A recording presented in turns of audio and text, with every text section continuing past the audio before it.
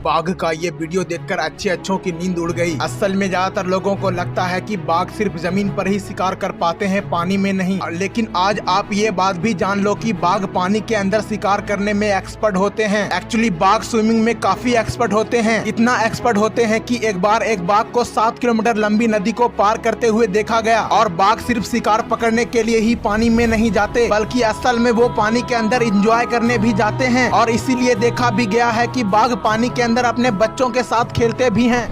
इस वीडियो में दिखाया जाता है कि जैसे ही ये लड़की एक जलते हुए कैंडल को बुझाकर उसके धुएं को जलाती है तो कैंडल फिर से जलने लगता है। अब ये सब देखकर एकदम से जादुई सा लगता है ना? बट एक्चुअल में ऐसा है नहीं। दरअसल क्या है कि जैसा कि हम सबको पता है कि कैंडल वैक्स से बना होता है और वैक्स फ्लेमेबल होता है। इसलिए जब आप एक कैंडल को बुझाते हो तो उसके धुएं में भी छोटे छोटे वैक्स के पार्टिकल्स होते हैं। और इसीलिए जैसे ही आप धुएं को जलाते हो उसमें मौजूद वैक्स के चलते धुआं जलने लगता है और नीचे आकर कैंडल को भी जला देता है।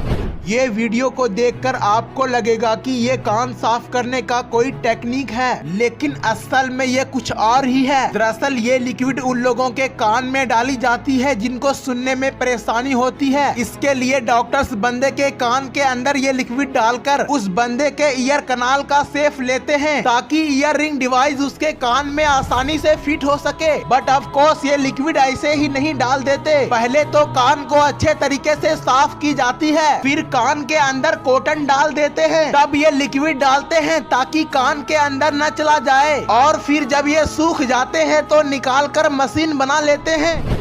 एक मछुआरे को ये अजीब सा क्रिएचर मिला और जब इंटरनेट पर इसकी वीडियो वायरल हुई तो लोगों को सदमा लग गया और कहने लगे ये एक एलियन क्रिएचर है, जो कि ऐसा लगता भी है क्योंकि आप ही देख लो, लग रहा है ये तो सूखी हुई घास है, लेकिन असल में ये तो जीता जागता क्रिएचर है। एक्चुअली इस क्रिएचर का नाम बास्केट स्टार है, जो कि डीप ओशियंस में पाए जाते हैं। इनकी खास बात ये है कि इनके आर्म में बहुत सारी शाखाएं पाई जाती है और ये इन्हीं शाखाओं से शिकार पकड़ कर खाते हैं। और अगर इनका कोई आर्म टूट जाता है तो वो फिर से ग्रो कर जाता है और इसे आप टच भी कर सकते हो, बिकॉज ये डेंजरस नहीं होते हैं।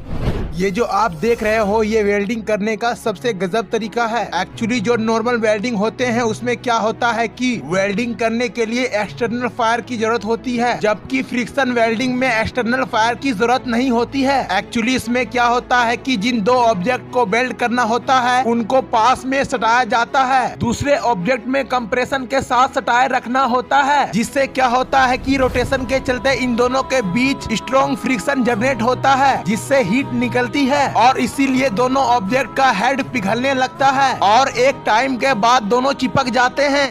जापानी साइंटिस्ट ने अनजाने में एक ऐसी मछली बना दी जो अंधेरे में चमकती है। असल में वैज्ञानिक चेक करना चाहते थे कि मछली के ऑर्गन्स पे पोल्यूशन का क्या असर पड़ता है और इसीलिए उन्होंने क्या किया कि जेलीफिश के डीएनए से एक फ्लोरोसेंट प्रोटीन निकालकर कार्प फिश में इंजेक्ट कर दिया, जिसके बाद ये ग्लो करने लग गई। और ये देखकर साइंटिस्ट क्या करने लगे कि रेबिट्स और पिग्स में भी जेलीफिश का डीएनए इंजेक्ट करने लगे ताकि उसके मिल्क में बेनिफिशियल मॉलिक्यूल्स प्रोड्यूस हो सके, क्योंकि जेलीफिश के डीएनए में काफी लाभदायक मॉलिक्यूल्स होते हैं जिसको फार्मा कंपनी में बनाने में काफी पैसा लगता है। लेकिन एनिमल्स में इंजेक्ट करने के बाद ये चीज दूध के रूप में कम पैसे में मिल जा रहा है।